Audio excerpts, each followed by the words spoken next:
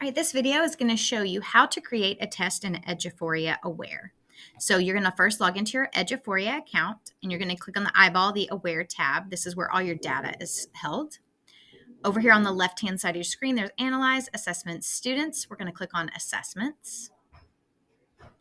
Then under here, you're actually going to be able to see other assessments here if they've been created before, but we're going to start here with Create a New Blank Test. Now I'm going to create a standards assessment. There is the rubric option, which are great, but we're going to click on the standards. I'm going to make this just a practice test. I'm going to click mathematics. I'm going to just pick secondary. And let's say we want to go to, sorry, I'm going really fast. We're going to leave it as a local test, but like here, you'll be able to see you don't want to create any district tests. So we're going to leave it as local. Then we're going to add a course so that I can get the right standards. So I'm going to go to high school, and I'm going to go ahead and pick Algebra 1. So now all the Algebra 1 TEKS will be at my disposal. You can set performance levels here. Like, for example, it automatically defaults that approaches as a 70, meets as, we'll do an 80, and then masters 100. But then after I have that set, I'm going to click Generate the Test. Now I'm here.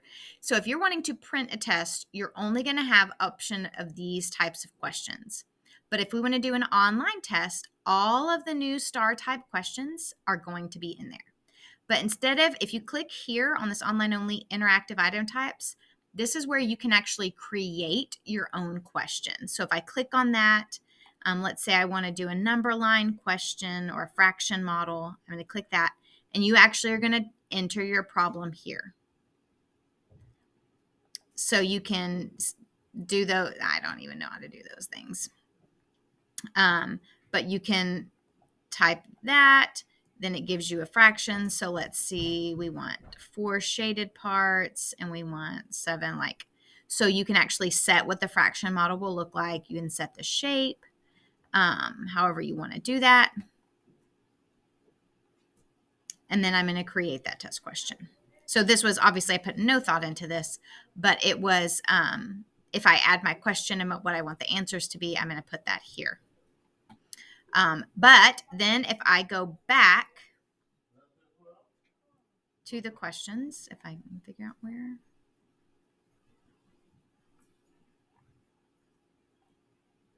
Sorry, when I'm here at the questions tab and I add another question, I'm actually going to go to search item bank. So when I go to search item bank, I'm going to find my standard. Now you can type in, if you know the standard here, you can type it in right here. But I'm going to scroll down and let's say I want to do this readiness standard of determine domain and range of linear function. I'm going to click that. All available test questions for that are right here. So this will actually tell you, like this one is a selected response. This is an interactive response. So this one's a drag and drop question. This is another drag and drop question. So it actually will tell you what kind of questions there are. So maybe I want a couple drag and drop. So I'm going to add this question. Let's say maybe I want to do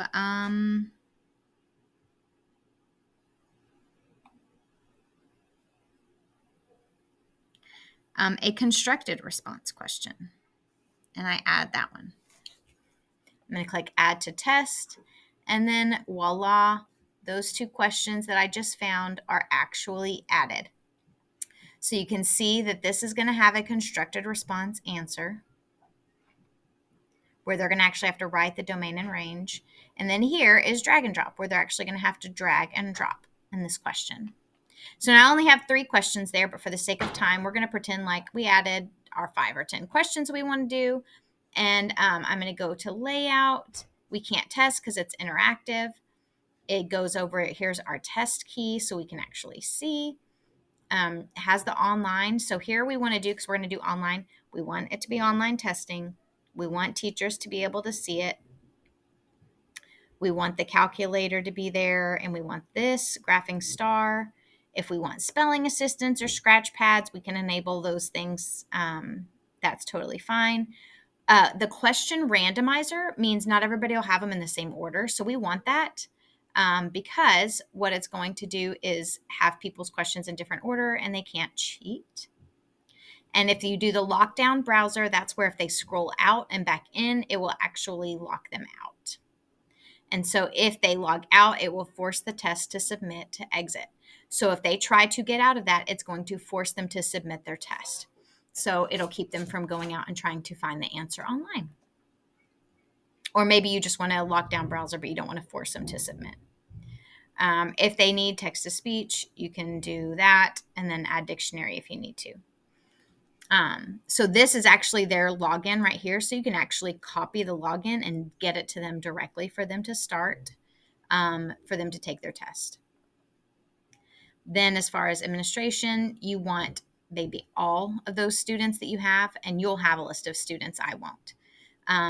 You can filter students, you can do all of this stuff, but we're just going to say we want it to be all. Then we need to go up here to status, because right now it's pending. But if you want them to actually be able to take it, you have to make it active. So once you make it active, they'll be able to see that answer, and that will show up as active in your screen. So if you want to, some of these, the paper ones have a layout. If you want to, I think there was the ability to look at a draft of kind of what it'll look like on their side. And then you can even, yeah. So I think that's basically it. You can, oh, here it is. Preview online testing under the administration. So this is what it will look like to them. So you can see down here, it shows them how many questions they have. It will show them if they've answered or not, and it gives them all these little tools up here that they need. If they need the calculator, or if they need to create a graph, it's all in here. So yeah, so that's how you create a test, and there are the new test bank questions. I do want to show you though, like just in cut, like again, to go back to questions, if you need to add more, you just add the plus sign. And we did search item bank to find other teaks. So like say maybe I'm doing 2 teaks. So I think I did that one, and maybe we want this one as well. So there's, again, drag and drop questions, selected responsive, which is your ABCD. Here is, trying to find a different, okay, there's constructed response. So depending on what teak you use, you may find different questions, but you can go around in here and play around with what questions they have and look at more teaks.